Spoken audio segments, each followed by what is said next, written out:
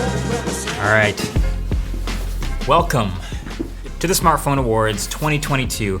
It's one of my favorite videos. Y'all knew it was coming. It's a bit of a tradition around here to revisit the smartphones that came out during the calendar year 2022.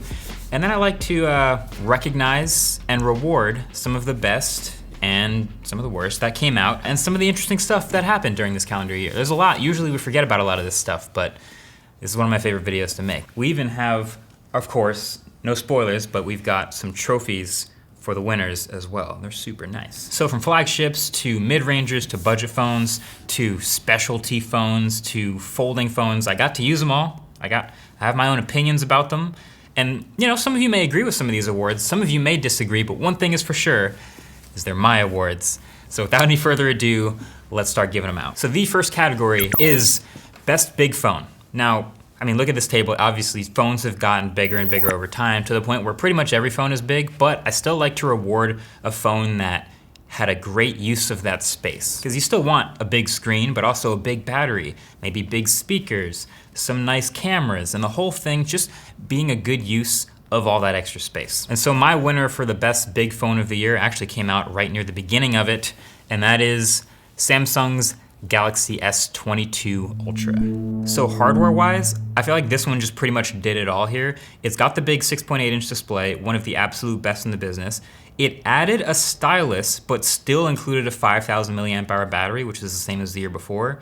Multiple great cameras on the back, a pair of great telephotos, good speakers, good software, really no hardware flaws to speak of, to the point where maybe you'd say it was kind of boring, which I think is actually a good thing. If you're looking to spend this much on a phone, you don't want anything to be too weird about it. And so, yeah, this one's the category in a way that I think the Notes usually did in the past, so it's sort of a return of the Note. But I do also give some runner-ups and honorable mentions in some of these categories too, and that's what I'm gonna do in Best Big Phone, which means the runner-up is the Asus ROG Phone 6.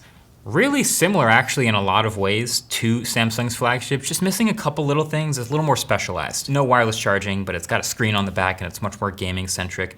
But I gotta shout it out for the incredible, massive stereo front-facing speakers and also the headphone jack. Big phone. Should have room for a headphone jack. And then also a little shout out, a little honorable mention to the Xiaomi Mix Fold 2. It didn't have an IP rating. It wasn't quite, available for everyone worldwide, but this is one of those folding phones where it folded just to about the same thickness as a normal phone, which is sort of like one of those breakthrough moments in folding phones, I think. And now we can start to feel like they're on their way towards being usable. Big phone, smaller package. All right, next category, Best Small Phone. So now we're on the other end of the spectrum, right? There are not a lot of small phones, and this is a rare category. And I'll be honest, this one wasn't close. So last year's winner, as you might recall, was the iPhone mini. They killed that this year, so that wasn't even gonna qualify. So what would be the best small phone of the year? It's the best small phone I've ever seen, and that is Asus Zenfone 9. This phone is so nice, and they made a lot of great decisions across the board here. So small. It's relative, but it's a 5.9-inch display, relatively compact. Flagship specs, Snapdragon 8 Plus Gen 1, a 1080p high refresh rate OLED, great software, tons of RAM, really fast, and a surprisingly great camera. And if this phone, this small, can have a headphone jack, then what's everybody else's excuse, right?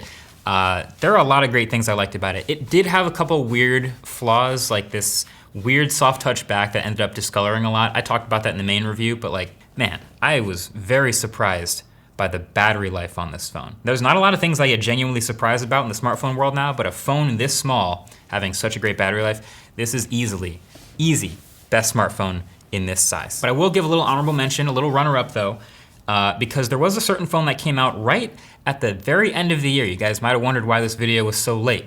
I'll give partial credit to this one. Oppo Find N2. This is that little passport size phone. It's got these flat edges, and it's still a folding phone, which has got a pretty solid display on the inside. I haven't done a full review about it yet, but it feels like this is a bit of a preview to what a folding Pixel might look like, which is really interesting. But all right, let's get to the next category, which is best camera. Or should I say best camera system? across the board. Because there is a lot to a good camera, from photo quality to video quality, but also speed of capture and autofocus reliability and ease of use and file formats and all this other stuff. So we did something really interesting this year. We did a blind smartphone camera test in the form of a website that we built where we gave everyone the ability to vote on whatever photos they like in 3 different categories. And we had 16 different phones from the year, all competing against each other. And the overall winner across all 3 categories was the Pixel 6a, incredibly. And actually runner-up to it was the Pixel 7. So these are clearly some really good photo quality phones, but I'm not giving them the trophy for best camera system. I'm also not giving it to the Vivo X80 Pro Plus or X90 Pro Plus, which were low light kings. They had a really great combination of software and a really impressive sensor. The hardware stack is great, but no. My winner for best overall camera system in 2022 is going to the iPhone 14 Pros. So this has now become the longest defending champion of a single category ever. This is the 4th year in a row the iPhone has taken down the camera category because, again, it's great across the board. So image quality, as we know, is solid, right? We knew that. But the time to open the camera to actually snap a photo is extremely quick. The autofocus is fast. I'd say you could fairly give the Pro iPhones like an A- to a B+ for photos, but then in the video department, it's a whole different dimension and it's not really even close. I've been running the autofocus YouTube channel now for a couple months, doing a lot of videos on cars, shot entirely on smartphones. And you can tell the difference when I shot a video on the iPhone's camera versus the other smartphone cameras. It's how good it looks, it's the audio quality, it's the consistency of color, it's the ProRes, the sharpness. I much prefer shooting videos on iPhones, and I think I'm not alone there. And I'll say it still takes a long time to get the files off of the iPhone, and I hope they fix that, but it's the winner for best camera system. Okay, so next up, let's do the battery. This is the best battery overall. I think this is one of the more objective categories probably, but it's including a little more, obviously, than just the battery size. I want to include just the battery experience, how long it takes to charge, how long it lasts on a charge, battery flexibility of features and things like that, how long the battery health does. And so my winner for best battery in a 2022 phone, it is a defending champ. It is the Asus ROG Phone 6. This phone has not a 4,000, not a 5,000, but a 6,000 milliamp hour battery. It's got 65 watt fast charging, so you can go from 0 to full in under an hour. And on top of that, there is a bevy of battery management features. So obviously you can turn the 165 hertz display down all the way to 6 hertz if you want to and get a ton of battery. But then there's also like charge limit features, pass-through charging, things like that. This phone is a king as far as battery life experience, and it actually charges fast. Probably the only knock against it is that it doesn't have wireless charging, which most other phones in its price range do have, but as far as just worry-free battery, that's the winner. And I will give a runner-up in this category to the iPhone 14 Plus. So a lot of us kind of saw this coming when Apple killed the mini iPhone in favor of a plus-sized iPhone that doesn't have the ProMotion OLED display. So this is a big, simple 60 hertz display that is just powered by a massive battery in the iPhone, massive for an iPhone. And so with wireless charging and with all the other things that Apple does to prevent batteries from having problems, I'd say that's a pretty great battery experience.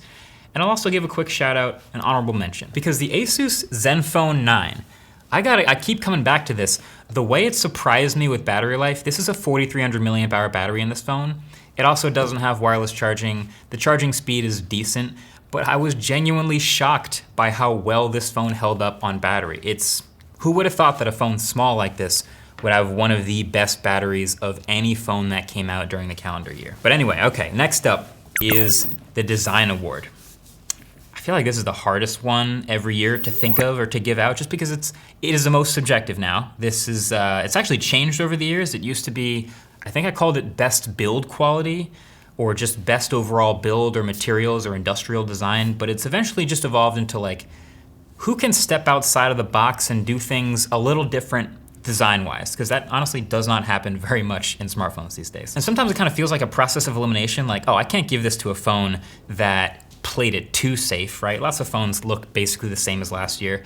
I definitely can't give it to a phone that made like an obvious regression from the year before, or has like a glaring issue with build or materials, or failed jerry-rig everything's test or something. I can't give it to an iPhone either, can I? I mean, they still have the biggest notch, but oh, there's the dynamic island though too. Maybe, no. The design award for 2022 is gonna go to the Nothing Phone. The Nothing Phone won. Get it? The design, I think, is literally the best thing about this phone, maybe second best. So it's got this sort of transparent look, which is definitely trying something new. And then the glyph interface with these lights on the back. They light up for notifications. They can also light up as a fill flash for video if you want. It also has a wireless charging indicator on the back. It definitely skirts the line right between gimmick and feature. Like, a lot of people will get this phone and have fun with it for a week and then never use it again, but I find it really neat. I think it's cool that you can see how much battery is as you're charging. I don't know, little things like that. You don't see a lot of phones trying new stuff. The rest of the phone happens to be pretty good too, so I have no problem giving the Nothing Phone the design award for 2022. And then I do also want to give an honorable mention in design to that Xiaomi Mix Fold 2. There were a number of folding phones that came out during this year, but as I mentioned earlier, this is the first one that sort of passed that barrier of actually being the same thickness as a normal phone. I mean, look at, this is another phone that came out during this year. It's very close in overall thickness. So a lot of phones you pick up, like this is Samsung's folding, it just feels, it's thicker than a normal phone. And you think about that all the time when you're using it. So I wanted to reward this one for actually getting to that point where now, there's other things to fix still about folding phones, but this feels very usable and pocketable and gives you the benefits of unfolding to a huge screen. Shout out to Xiaomi. All right, let's give out a value award. I like this one. This was actually pretty close as well this year too. Notice it's one of the more controversial awards. It used to be best budget phone, but budget means something different for everyone. So I'm just calling this like best bang for the buck. You can kind of picture the pyramid of phones. And when you see a good one, you know what I'm talking about. When you see a phone that has a great price, I'm going by launch price, MSRP. So the winner, I'm giving my winning by a little bit best value award to the Pixel 7. This phone came out at $599, and it's one of the best $599 phones I've ever seen. I mean, it's pretty clear. It's the whole Google flagship experience. It's also got the Tensor chip flagship, same as the more expensive one. It's also got the same main sensor, the same flagship camera as the more expensive one. It has a great 90 Hertz OLED flat display. It's so good that it made this 7 Pro kind of feel like not that good of a deal, because $599, there's not a lot that you can get for this price that does this well. In fact, I'd argue nothing. So this is one of my favorite phones that came out this year, but it just barely beats out another one of my favorite phones that came out this year, which is Asus Zenfone 9. Really unique combo for this one, which launched at $699. It also now has the Snapdragon 8 Plus Gen 1. It's got a ton of RAM, a 120 Hertz display, a flat OLED again, but also like the fingerprint reader on the side, a headphone jack, and incredible battery life. I mean, these two phones could go back and forth head to head. I could easily be swayed here, but those two were awesome to see. That's probably the best $699 phone I've ever seen. And among the myriad of other really good sub $400 phones that came out, I want to give an honorable mention to the Realme 10 Pro Plus. This had a big 6.7-inch display. You can see the cameras on the back, 5,000 milliamp hour battery, but this camera performed surprisingly well to a lot of people. It ended up beating $1,000 phones, and it was second place in votes per dollar in our blind smartphone camera test. Really good overall package for about 350 bucks. I like the way this launched, and I think if you can get over the way it shines, it's a really good one. All right, bust of the year. You know, we give it out every year. You don't like giving it out, but it's the one you hate to have to give. You know, there's a lot of phones that played it really safe, which is interesting, and you could argue for a lot of boring phones to just have been too boring. Bust of the year, I wish they did something more exciting or interesting, but I don't know. A lot of phones these days are very similar to their previous years, and I won't penalize them for that if the previous phone is good.